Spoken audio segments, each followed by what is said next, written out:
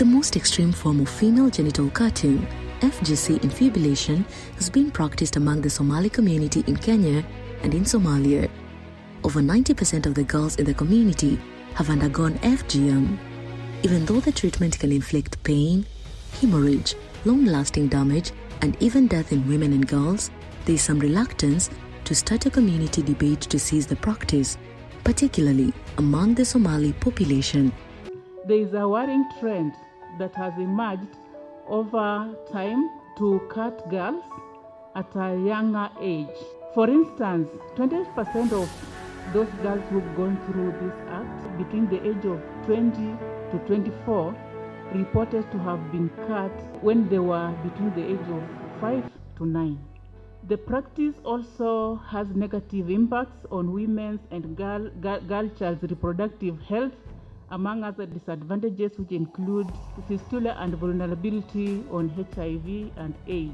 In Kenya, FGM is one of the cultural practices among communities that form part of their cultural identity. It is upon our religious responsibility and us, our parents who came here, to confront this FGM in the mosque, in churches, also in the forums where the congregations met, such that we end FGM. FGM is being replaced by Sunna, which is a milder form of female genital mutilation. There is a contention in regard to Sunna because there's a thin line between culture and religion, as evidently highlighted in the UNFPA report among the Somali community. In response to this, IRCK, in partnership with the Swiss Embassy, is implementing an action-themed interfaith collaboration for action on gender-based violence. The project is utilizing the unique credibility and influence of religious leaders and their structures to respond to the challenges of FGM.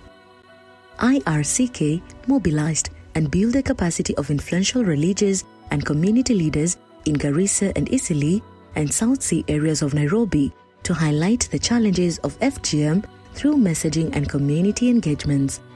The objective was to publicly emphasize that female genital mutilation is not a religious practice but cultural and should be stopped. Question is, does Islam accept it? We say no. That Christianity accept? We say no. That does tradition accept? We say totally no. One thing that, especially from the Somalis, why the big problem is because there is some small lacuna, ridiculous as it may sound, of saying this is Sunnah. Sunnah meaning a tradition, an Islamic tradition that's acceptable. It's a very weak one. No one has a strong basis for supporting it. Sunnah is something that is encouraged, but nowhere did the Prophet of Islam, his companions, and the great scholars of Islam. In fact, many scholars have written a subject about it, even current scholars, but they shy away from saying stop it. So what our message is, we are fighting all forms. No child should, or girl child should be circumcised, whatever the form. Compliance, full compliance with the law. And also to work on the component of stigmatization. As much as we don't want these girls to go through it, they say I'll be stigmatized. So this is something we have to look at, and also we have to look at the boy child, the men. We engage the men and the boy child. As much as I'm a woman, I don't want a daughter. My daughter, I don't want these girls, small girls, to undergo. However, it comes with, kuambiwa how you didn't undergo the cut, and it's a right, and it is, a power of womanhood. I want to tell the world that we don't want FGM. And the scholars have agreed that they are going to carry out this message out there.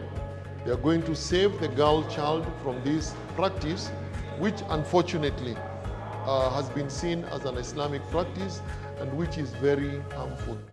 IRCK held a physical workshop in Nairobi to map out the anti-FGM prevalent areas targeting the Somali communities. The approach was to work with respected leaders from the Somali community in Nairobi and Garissa to highlight the challenges of FGM and demystify misinformation and misinterpretation of Islamic teaching in relation to FGM. What we learned is that types of FGM, and also we learned delinking FGM from Islam. We've also learned the harmful practice of FGM and its impact on the reproductive health of ladies and the problems that they undergo because of FGM. Whereas other people practice female genital mutilation because of cultural reasons, we find for the people in northeastern province and many Muslim communities, they do it for religious reasons. And it is so difficult to delink female genital mutilation from religion. So the purpose of this workshop was to try and engage the religious scholars, because these are the gatekeepers of the communities, on how we can together delink female genital mutilation from religion. How can we use religion to address this? The imams have been engaged in a series of consultations and facilitated the use of their congregation platforms to share messages on anti-FGM with their followers. Religious leaders are key stakeholders in responding to health and social issues and can play an influential role in validating and promoting best practices to preventing and reducing gender-based violence. Faith-based leaders are undeniably key players in influencing these beliefs, value systems, and are therefore key allies and champions of this campaign. This is therefore positions the Interreligious Council of Kenya as a key stakeholder in working with the government towards ending all forms of violence and specifically female genital mutilation. And we as a government, we have targeted to end this by the year 2026. The role of the sheikhs is very vital and very crucial because they interact with the Muslim community, and a Muslim leader or religious leader is supposed to guide the community and advise against whatever is harmful to the society, and also do away with any practice that conflicts with the religion like FGM, because it is harmful, and one of the principles that Islam came with is that you don't cause harm. So FGM is harmful. The religious leaders have all the right to preach against it. The religious leaders are a very critical stakeholder, a very strategic partner in addressing female genital mutilation among the Muslim communities. Theologians have been engaged to review Islamic scripture-based references on anti-FGM message and to provide accurate interpretations that will be validated by stakeholders. Additionally, IRCK has held anti-FGM school drama and theatre festival in Nairobi. This helped in stimulating conversations and in promoting calls to action in the campaigns to end FGM and create awareness on the drivers of FGM among Somali community in Kenya. For those of us who picked teaching as our profession, we hold each other to account and tell each other we have a role. We have a role to continue sensitizing the community, and it is my prayer that this vice will come to an end. It is my prayer that our girls will be more empowered to say no. But one plea I have is that we need to bring the boy child on board, because again, the boy child is tomorrow's father, and he needs also to know, and he needs to have the understanding. Even if the mother wants to do it, he is the head of the family, and he will put his stand and say, my daughter will not go through this. I would like to thank them for bringing up the FGM topic. I would like them to keep on pushing, and every girl out there, I would like to tell her that she can do this, she can do everything that she wants. No, never be forced by anyone. Today I'm against FGM because it destroys us. It puts us in so much pressure that we cannot handle, and it destroys the girls. And they say that it's a traditional or religious act when it is not. It's something that should be abolished, destroyed completely. Like something that destroys girls. This should not be practiced at all.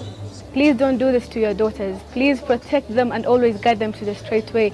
Don't let them get hurt that much, please. And please give them a good education so that they can represent ladies more in the coming years, inshallah. I'm against the FGM, which is not good. And I want my fellow students and my fellow sisters to stand up and speak for themselves and take this opportunity to stand against the FGM. Even sometimes, a child, when she goes to menstruation, she got a lot of problems. We are parents, we know. And what they have been done, because once the mother has done that, she's done secretly. But the impact our ladies undergo is so serious.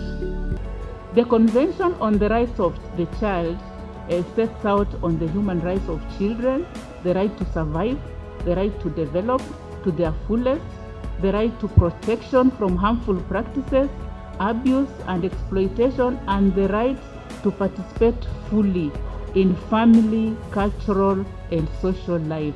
IRCK is working with community and religious leaders in a multi-sectoral strategy that entails collaborating with madrasa and Duksi teachers as well as local FM stations. Kenya has additionally ratified and domesticated international instruments for the protection of girls and women. The enactment and implementation of the Prohibition of FGM Act, the Sexual Offences Act, Protection Against Domestic Violence Act has given commendable impetus to intervention against FGM. Involvement of communities is at the center of addressing negative social norms that sustain this practice. The message that religious leaders should send to the community, especially that community which is practicing FGM, is that FGM has nothing to do with Islam.